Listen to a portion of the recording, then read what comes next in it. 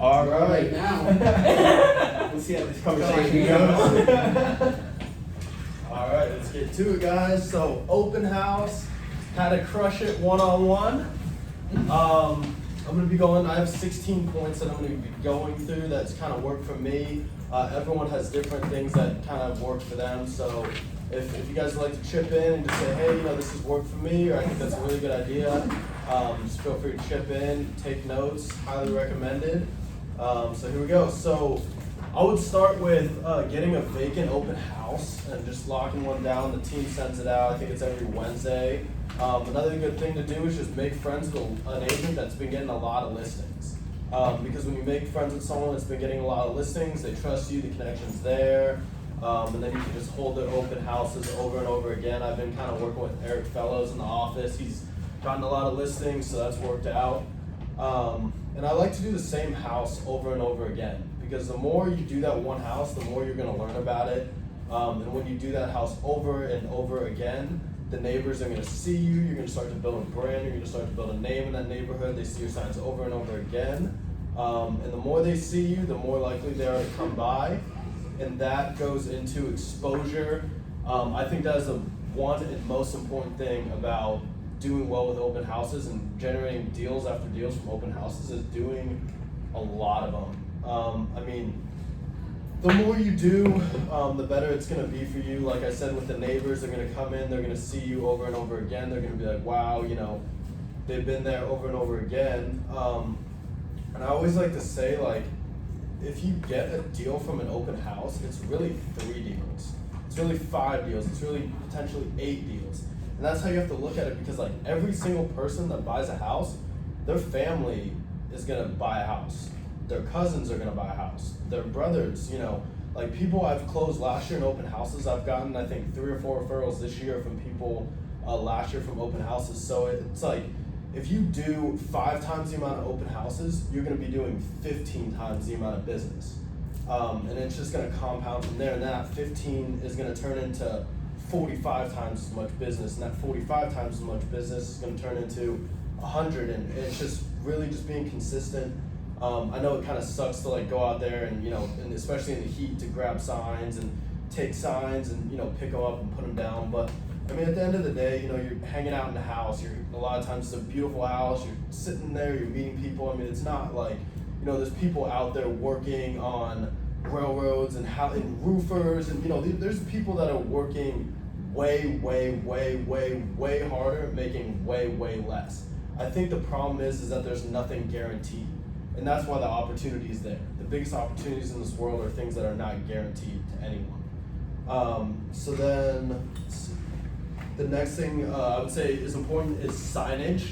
When you're putting your signs up, you want to lead people into the street. You want to lead people into the house. You don't want to put it like right as you're turning into the intersection. You want to put it like, some feet out so that they can see it, the sign, and they're like, oh, let's check out this open house. And then, I'd say have at least like 6 or 7 or 8 signs so that you could comfortably, drive people in and have enough signage.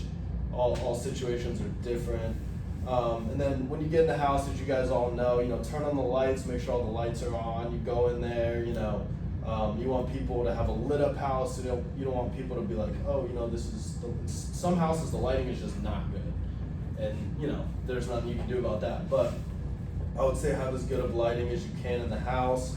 Don't park in the driveway. You want to drive people in. You want people to come, and you want people to, park across the street or up the road so that people, if there's 4 or 5 people there at the same time, then they're not going to be, on top of each other. Your car's not going to be in the way. Okay, so here I'm going to start talking about like what I do when someone comes in and how the relationship builds into a lifelong client and kind of my strategies that have worked for me. And like I said, everyone's different. I mean, people are going to have strategies that work. People are going to have strategies that don't work. And that's why I think that like exposure, doing it over and over and over again, is going to ultimately bring you everything you want, because every time you do it, all the exposure you have, it's going to bring you more and more and more to strategies that work for you.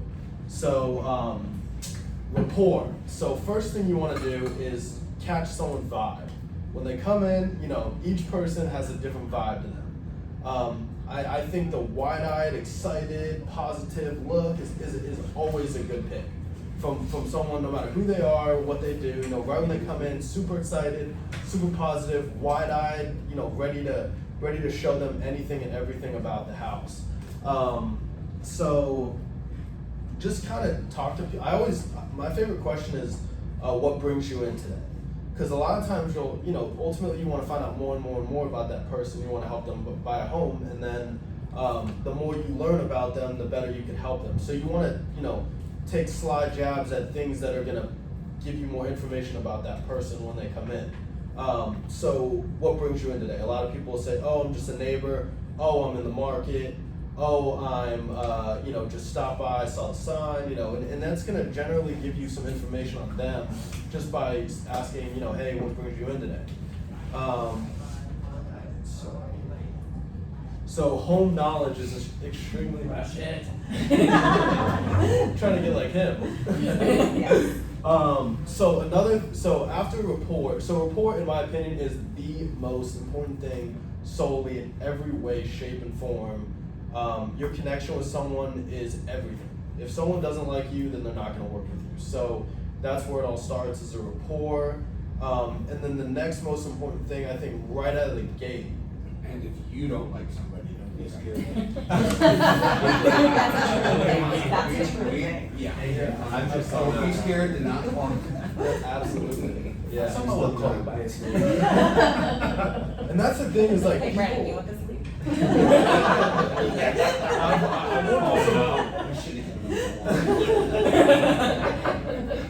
I've worked with some real assholes, and I always say, like, I don't care, I'll take commission from anyone, but as you get more in the business, you kind of steer clear of some personality types, because you're like, is my time really worth this, Absolutely, 100%. So I think home knowledge is so important. Like, it is so important, in my opinion, the knowledge that you have on that specific house that you're holding open. Because when someone comes into that open house and they see, like, the age of the roof, the air condition, ask the listing agent these questions because they're not in the MLS. You know that if you can feel comfortable that you can answer every single question that gets asked to you, no matter what it is, whether it's about that specific house, whether it's about the market, whether it's about the neighborhood, whether it's about the seller, maybe know like what they were doing before with the house, whether they're renting it out, how long they've lived in there, what they bought it for. It's just so important when you walk through the house, and I like to just take people on a tour through the house. Unless people you could tell like to be left alone, when you catch a vibe from someone, kind of the type of people that just want to be left alone, and people are like, do you mind if we just walk around and just look at the house? Great, yeah, make yourself at home. And then with those people, I like to just act like I'm busy on my computer. If someone can tell, like, is like a lost puppy, you want to take them around, you want to hold their hand, you want to show them everything about the house, you want to talk about the market. I've been telling people this summer, this is your opportunity. With interest rates this low, you don't get that many cool-off periods, and this is a cool-off period for sure in our market. This is a cool-off period, so that's what I've been telling people.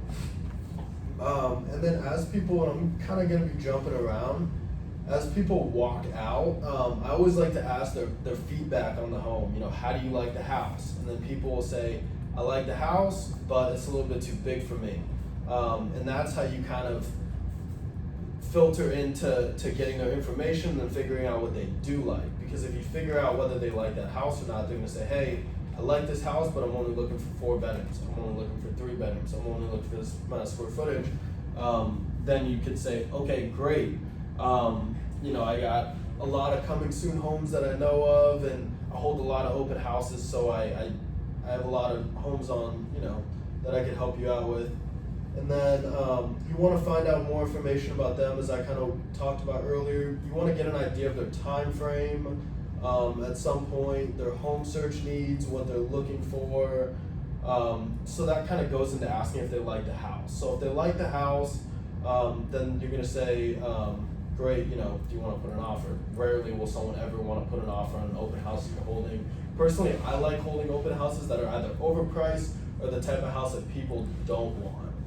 because then it'll drive them to find more houses that they do like, and then you'll be finding information about them. But I won't get too off track.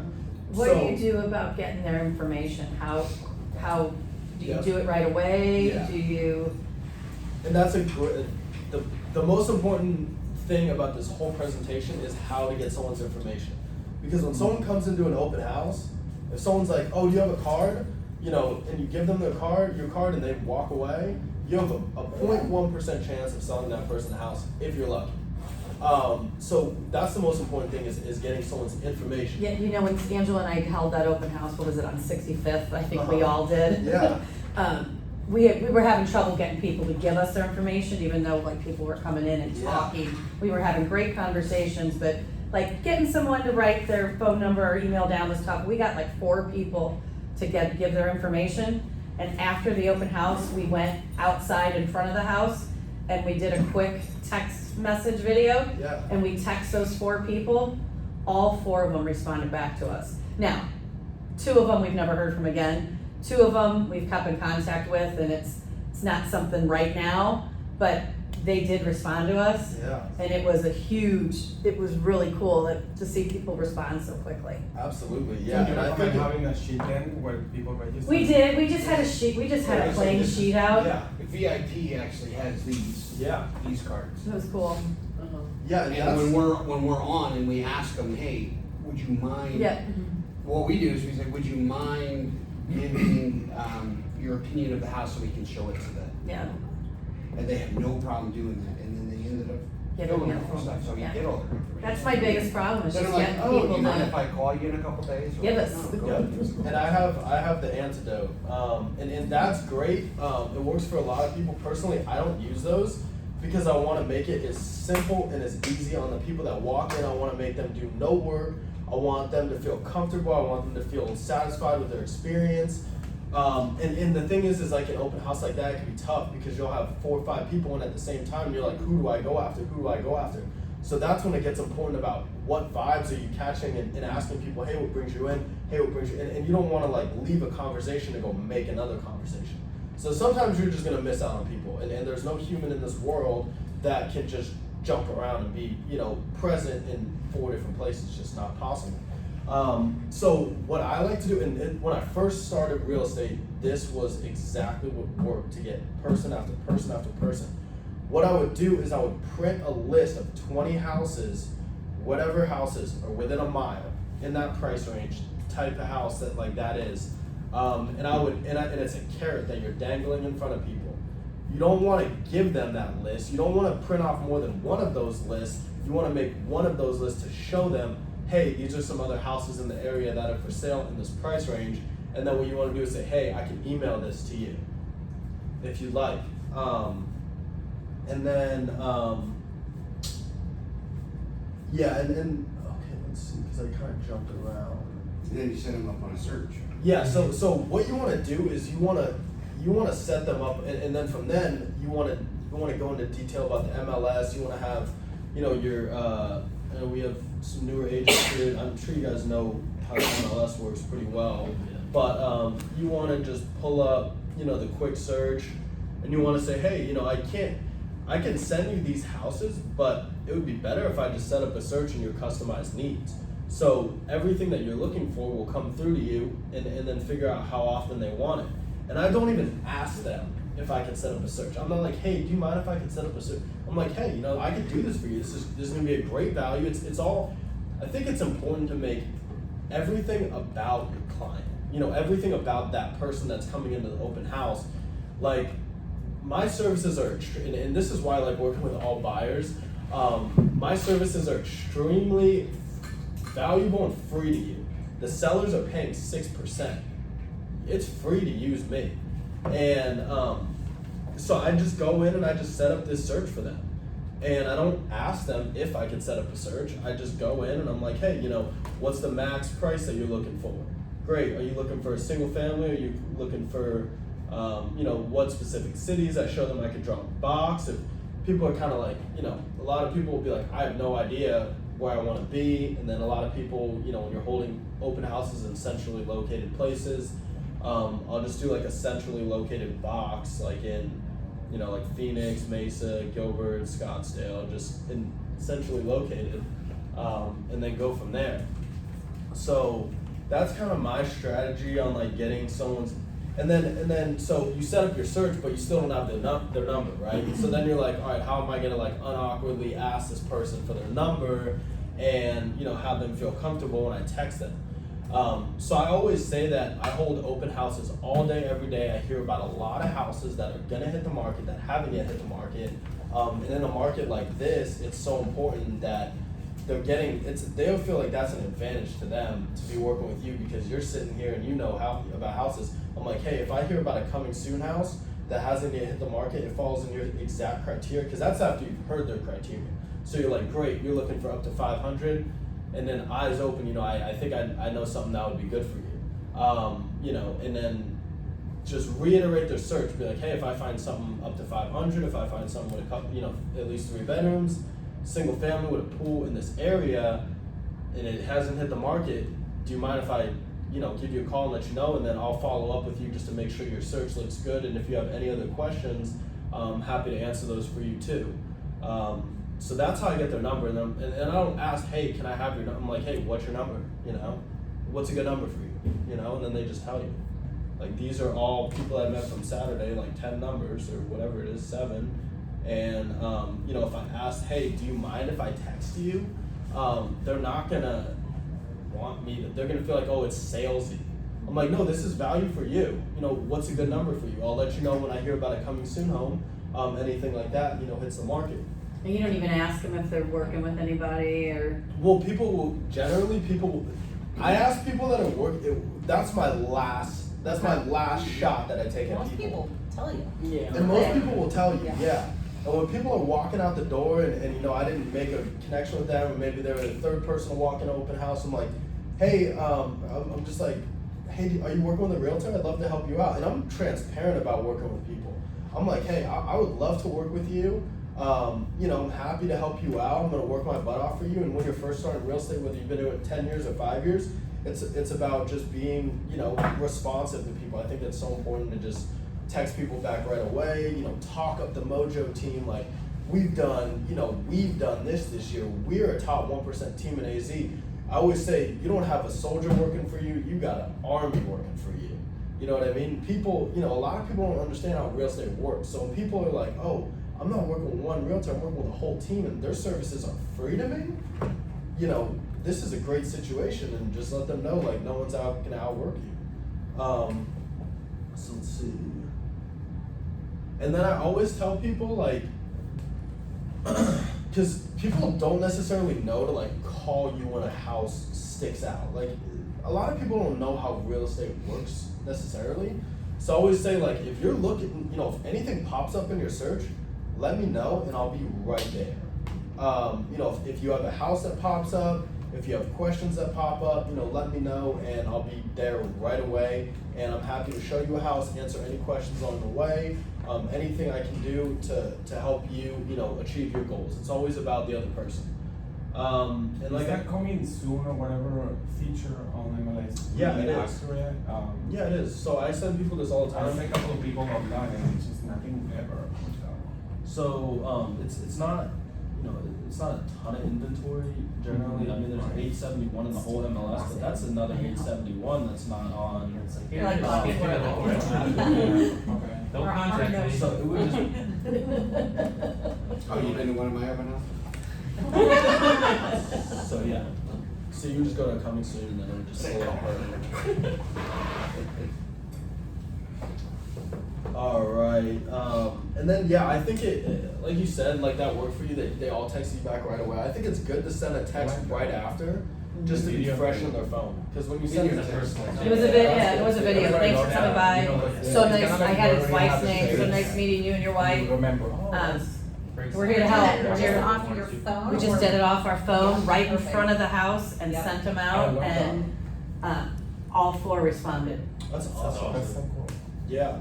I haven't done the video text, but I've just shot people a text but that's a great idea too, because I mean, if they went to 3 open houses and they don't remember. They remember their our name, face. do a video text on You just- know who we are. For my I feel like it makes you look like less like a There's bot less or like something. Yes, like we took the time to do this video for you. We did 4 different videos. We said their names in each video, so we didn't just do one blanket.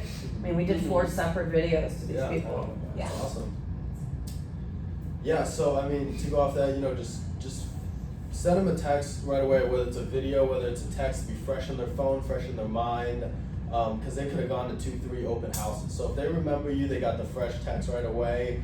I like to follow up a couple days later, right after. And my thing when I follow up is like, hey, I just want to make sure you got your home search, everything looks good. Do you have any? I don't necessarily ask people if anything stood out right away. I let people know again that like if something stands out, let me know and I'll be right there. But I don't like pressure people into like, hey, has anything stood out yet 2 days later? I'd like to just ask if everything looks good and let them know like, hey, if you want to make any changes to your search at any point in time, you know, I'm happy to do so. Just let me know and I'll just make a change right away for you. And then just keep following up with people like, hey, you know, how do the homes look? I just want to check in, see if you have any questions on the market. I think my hot point is like, it depends on the person's time frame too. Like if someone's a year or 2 out, then you don't want to be following up every week or 2. You want to be following up like every month. But the thing is, you know, sometimes people will be like, oh, I decided to buy and I didn't use you. And you're like, oh shit, I should have been following up earlier. So like you'll kind of you want to get a vibe for everyone. You want to see like, do I feel like I'm bothering them? Because your stomach is always going to lead you in the right way, whether you're like following up too much or whether some people like to be followed up with a lot. So if someone's 3 months out, follow up with them every week. You know, the sooner someone is to buying, the more you want to follow up with them. What if you feel like you're bothering them and like you've left them alone, but now you feel like you want to like reach back out to them? Like, what's your like introduction like a couple months later, and you're like getting back to talking to them? Like, Yeah, it's like so- that like cold feeling. So I have a distinct phrase that Josh told me when I first joined the MoJo team. He said, it's better to follow up too much than to follow up too little. Because in your mind, you've already lost them. What do you have to lose? You're continuing to follow up. What does someone tell you to go kick sand? You know, great, okay? That saves my time. But if you stop following up, you have a 0% chance. Mm-hmm. And you know, I remember Josh telling me he would call someone he hadn't talked to in like 2 or 3 months and he'd say, hey, I have some great news. Give me a call back. Because you want to make someone excited about calling you. They're like, oh, what is it? What's this news? Is the market is cooling off. You know what I mean? Or, you know, I know that I called you 3 months ago and the market was red hot. You don't have to go 40K above asking price. You only have to go 10K.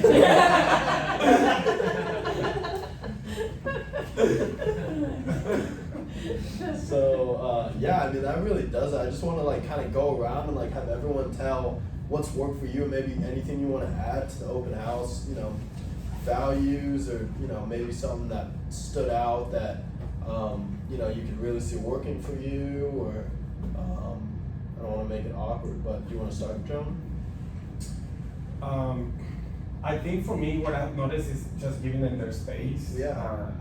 I was afraid. My first fear before I did my first open house was how do I approach them? Yeah, kind of like how I call people from Sync. I still haven't gotten over calling Sync. I just hate calling people, but. Come sit And with he's us. good Come at sit with us. It's because More objection handling, sitting with yeah. her has really helped. I'm serious. Right. Are Well, you it doing it on does. Wednesday with Heather? Wednesdays. Wednesday. I mean, it's- And it's worth it. When you hear different Yeah. objection handling and like, she'll say something else, oh, that was really good. You know, I work on the phone for years in customer service, and I just hate people. Or even all if the you phone. kind I of hate start people to live. stumble, I just hate them on the phone. Heather or Jessica may like mouth something to Yeah, you or a like, little no, like, oh goodness, I mean, thank you. Yeah, it totally got me over my fear. I hated calling. Yeah. I hated Yeah. it. But I mean now, It's just beautiful. I don't, I mean, I actually like it. I know. I and try to it's make it sick. cute. And I will get all Huh? of your conversations, You're don't sick. worry. I'll get all. That one was cooking. That one was I cooking. know where I got all, don't you? I hate it. I mean, I'm always afraid someone's gonna hang up on me or you know. You don't know them. The worst was a woman who I had talked to 3 times who was selling one of her investment properties. She was an 80-year-old retired agent. I had been in touch with her. I sent her comps. I even drove by the house to go take a look at it so I could, because she was too old to go let me in.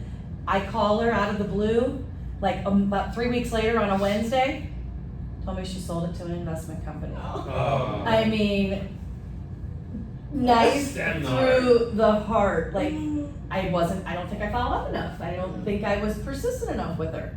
And she sold it to somebody else. I've had it happen time and time again, and I think that like learning from It like stings. having it happen Awful. to And you, you're like, you're oh like,